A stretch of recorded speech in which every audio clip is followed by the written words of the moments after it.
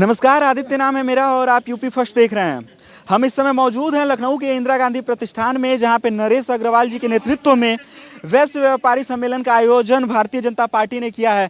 यहां पे आप ये भारी भीड़ देख सकते हैं और अंदर ऑडिटोरियम खचाखच भरा हुआ है। बाहर एलईडी स्क्रीन लगा के लोगों को ये दिखाया जा रहा है जो बातें इस समय आप देख सकते हैं। एलईडी स्क्रीन पे इस समय नरेश अग्रवाल जी वैश्य व्यापारी सम्मेलन के लिए में लोगों को बता रहे हैं कि कैसे भारतीय जनता पार्टी वैश्य व्यापारी के साथ खड़े होते हुए हरदम दिखाई देती है।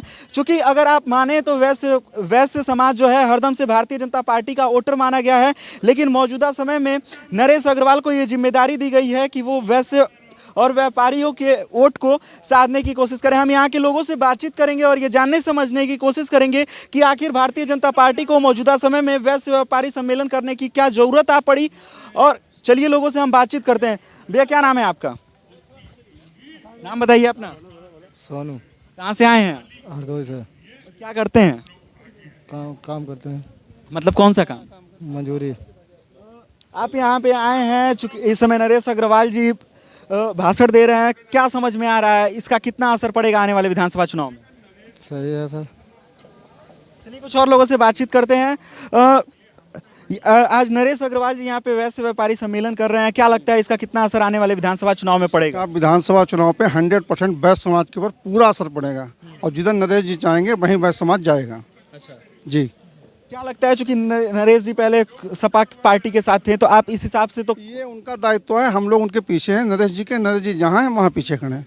अच्छा जी। मतलब वैश्य व्यापारी जो भी लोग हैं वो नरेश अग्रवाल जी के साथ ही जाएंगे? 101%। अच्छा, क्या लगता है मतलब भारतीय जनता पार्टी को, चूंकि पहले भी कहा जाता था कि वैश्य समाज भारतीय जनता पार्टी के साथ रहती है, क्या जरूरत आ पड़ी है इस तरह के सम्मेलन करने की? ये तो चुनाव का समय है तो हर पार्टी करती है, अब तो करना है।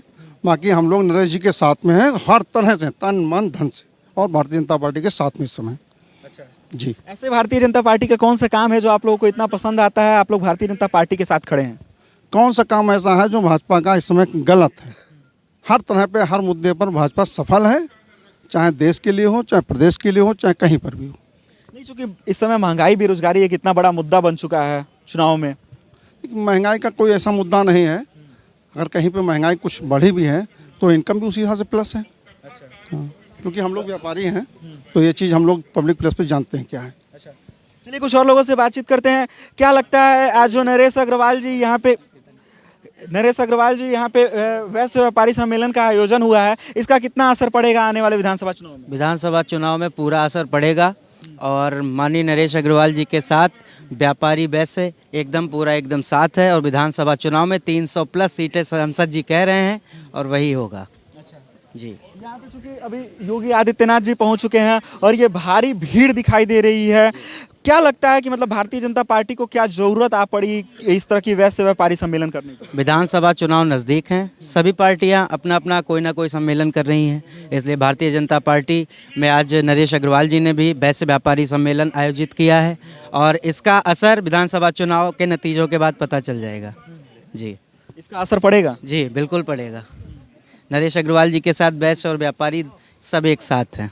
क्या लगता है विधानसभा का चुनाव कौन जीतेगा? विधानसभा चुनाव भारतीय जनता पार्टी जीतेगी और कौन जीतेगा, कोई विकल्प ही नहीं है। अच्छा, कोई विकल्प ही नहीं? विकल्प नहीं है, मतलब कि विपक्ष दिखाई नहीं? विपक्ष दिखता ही नहीं है, किसी को नहीं दिखता, क्योंकि योजनाएं बहुत अच्छी हैं, गरीबों को बहुत लाभ मिल रहा है इससे। जी। नहीं तो गरीबों के लिए चूंकि इस समय एक बहुत बड़ा मुद्दा बनता जा रहा है, धीरे धीरे सुनने में आ रहा है, चूंकि महंगाई को लेकर इस समय बहुत ज़्यादा सवाल उठ रहे हैं भारतीय जनता पार्टी की सरकार पे। महंगाई सभी सरकारों में होती है लेकिन लाभ भी मिल रहा है। आप अगर देखिए तो अनाज मिल रहा है फ्री में, गरीब लोग जो है पैसा नहीं जुटा पाते थे, राशन कहाँ से लेते थे, लेकिन फ्री में मिल रहा है। उज्ज्वला योजना, गैस सिलेंडर, उससे लोगों से बहुत फ़ायदा हुआ।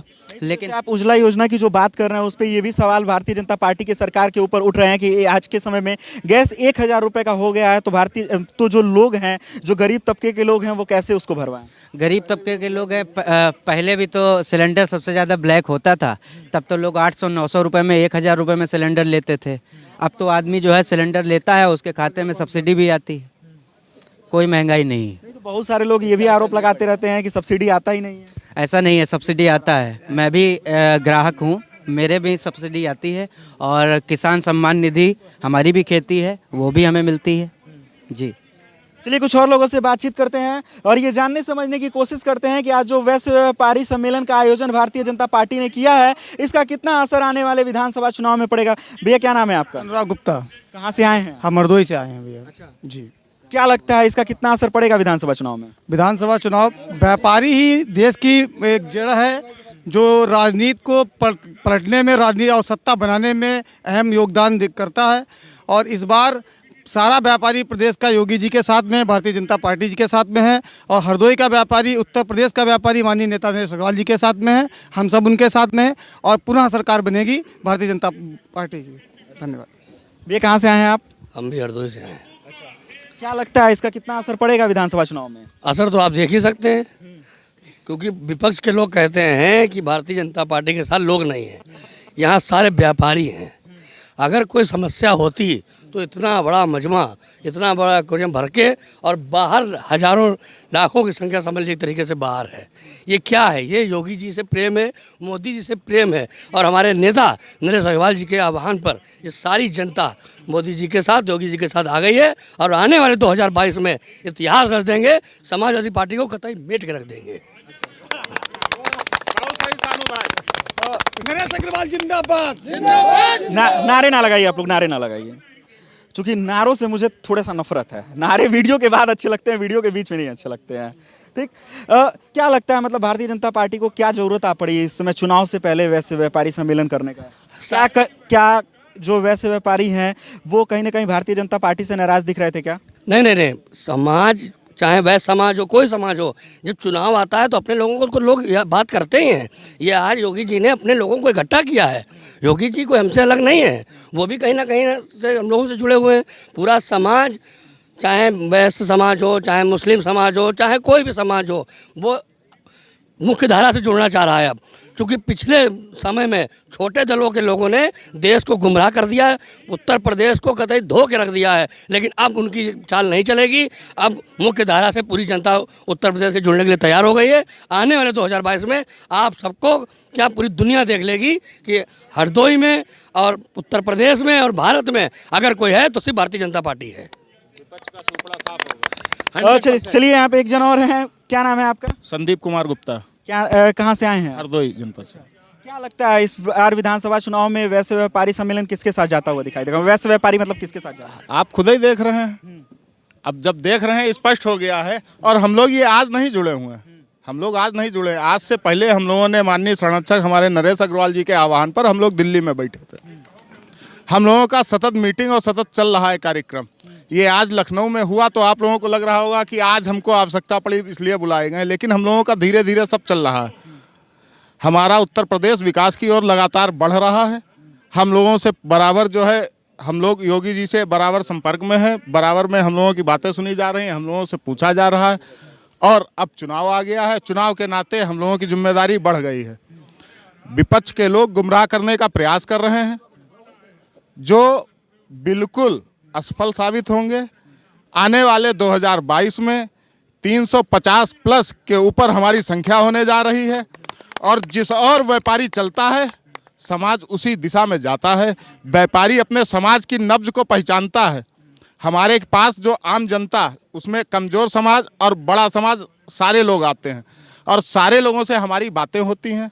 और पूरा प्रदेश के अंदर आज माननीय नरेश जी के नेतृत्व में, माननीय योगी जी के नेतृत्व में हम लोग भाजपा के संरक्षण में अपना कार्यक्रम बहुत अच्छे तरीके से संचालित कर रहे हैं, सुचालित कर रहे हैं। हम लोग पूरा विश्वास व्यक्त करते हैं योगी जी के शासन में, और आने वाले 22 में माननीय योगी जी को दोबारा मुख्यमंत्री के रूप में देखना चाह रहे हैं। यहाँ पे लोगों से बातचीत करके ये समझ में आया कि आने वाले विधानसभा चुनाव में इसका बहुत ही बड़ा असर पड़ेगा और भारतीय जनता पार्टी सरकार बनाते हुए दिखेगी।